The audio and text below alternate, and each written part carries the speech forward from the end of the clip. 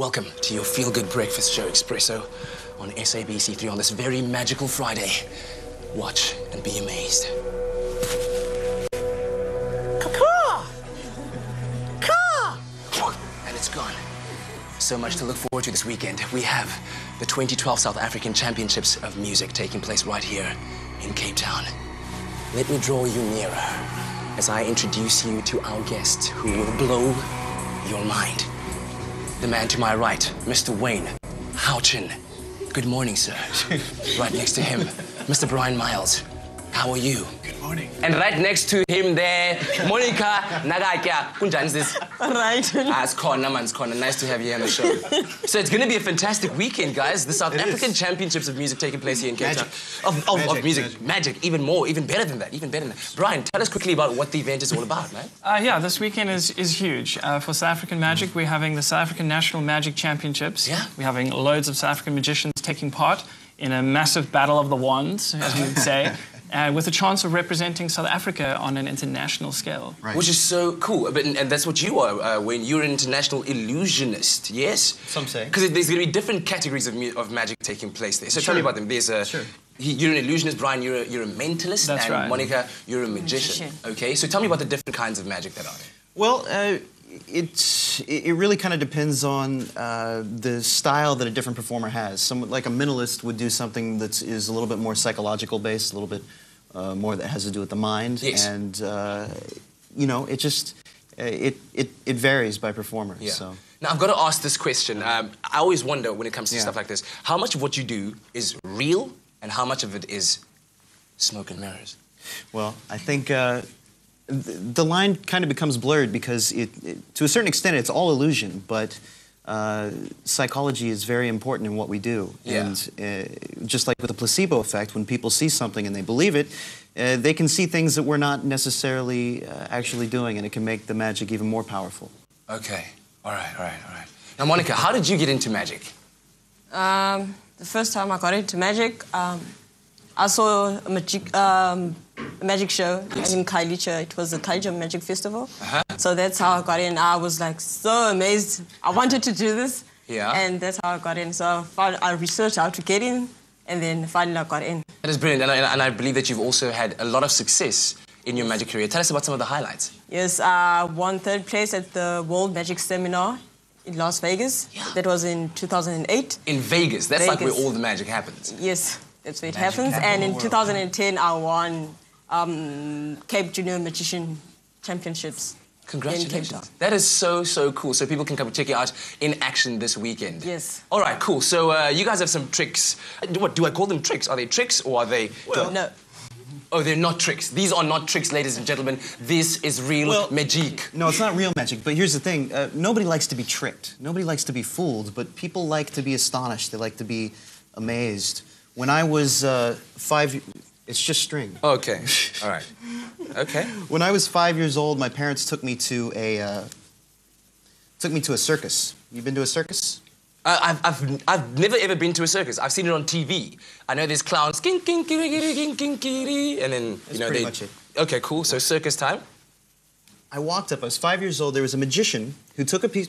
You can take it. Okay. It's not from your hand. From my hand. Sorry, I'm shaking because am I gonna die? No. Okay. I don't know. Is he gonna die? Not yet. I hope not. The magician broke the string into many little pieces and handed the pieces to all of the kids that were watching the show. And remember, I was just 5 years old at the time. Okay. And he asked us to twist the string in between our fingers. Just twist it. Twist it. And one at a time, he collected the pieces of string. Okay, there's my string. And he continued twisting until he had rolled all of the pieces into a little ball. And he took that little ball and he twisted it around his piece, the last piece. And it stuck. And as a 5-year-old kid, I wasn't impressed. Or as a 25-year-old man, I'm impressed. No, it gets better.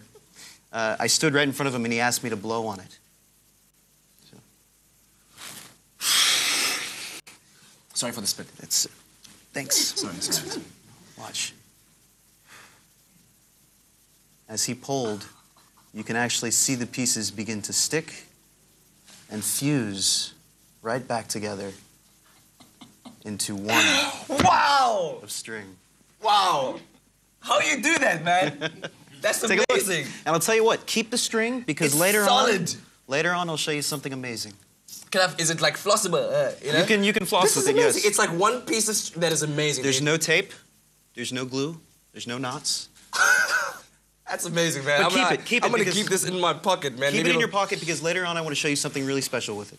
Wow, even more special than that. Even more special. Is there a way that kids, or not necessarily kids, but aspiring magicians can learn what you do? Oh, yes, of course. I mean, what we do is a combination between psychology and sleight of hand, and it's something that anybody can learn to do. And that's what I think is beautiful about magic. To a certain extent, we all tell ourselves that we can't do something, that we can't do things. And magic is about possibility. It's about the possibility of doing something extraordinary.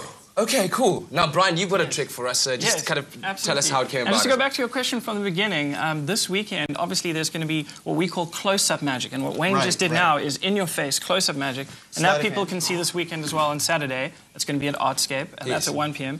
And then there's also stage magic, which is on a larger scale. Bigger illusions, bigger props. And that's going to be also at Artscape this Saturday, and that's at 5 p.m. And that's open to the public, so we'd love people to come and support South African magic. And just be amazed. And just be amazed. Okay, cool. But what I do is more orientated with the mind. So I'll tell you what, I don't really have props or anything like that, but it's going to be important for this demonstration that you visualize a playing card in mind. So I want you just to close your eyes for me. Just generally do this. Just close your eyes. Okay, there's not going to be any nothing cream funny. pie. No, and just in your mind, see a big white screen, giant white screen. And I just need you to genuinely do this for me now, otherwise it's not going to work. Okay, big white screen, and onto the screen I want you to project the image of this card you have in mind. Really turn the colours up brightly, and I've stuck with playing cards because I think that's something you can relate to. See the image, see the numbers, the pips, whatever, nice and bright. Fantastic. Okay, you can open your eyes for me, open them. Now just for the record, Katlego, you haven't written any information down for me, you haven't touched a card, nothing. You were visualising all of that right now as I spoke to you. Yes, you were? I was. Okay, now here's the interesting thing. Promise. If I can try and work out what type of person you are, I might have a shot at trying to work out what type of card you'd go for. Good luck with that, mate. Because I think in life we're attracted towards certain things. We're always attracted towards certain people, certain colours and objects. So if I can work out what type of person you are, I think I might have a shot. So obviously in a deck of cards we've got black cards and red cards. And the black cards are kind of sort of more serious, and the red cards are more sort of happy and playful. Okay. And I think you're a happy, playful type of guy. I mean, you're always making jokes before the show, on air, and etc. So I think you'd go for a red card. And obviously, of the red cards, we've got diamonds and hearts. And obviously, the diamonds represent sort of wealth, and the hearts, obviously, love. And I think if you had the choice in life, you would choose love over money. And I think, yeah, I think you've had there's been a time in your life where you've done exactly that. You've chosen love over money. He has a really good poker face, too. I see, yeah. So I think it's a red heart. And then, of course, we've got picture cards and number cards. And picture cards are for somebody who's really ambitious, somebody who aims right for the top. And the number cards are for somebody who knows what they want in life and they set smaller goals and they work their way up. And you're that type of guy. You set smaller goals for yourself in life, whether it's, yes, I know. And just by the way you dressed today, I can tell that you'd go for an even number. And I'm just going to go full out. If I'm wrong, then be honest, okay? Don't make me look good. I'll tell it to your face. It's a heart. 10 of hearts? How you do that? And that's just a demonstration of how we can do this, you know, between the minds. And obviously, you did a great job. Man. But that was literally as you described it, step by step. Yeah, yeah. And so, if I can work out what type of person you are and get inside of you, you know, your head, and then work it out, well, that's kind of one of the other areas of magic. So Bryan, what am I going to do right now? Right now, I think might cut to commercial. Stay with Expresso and SABC3.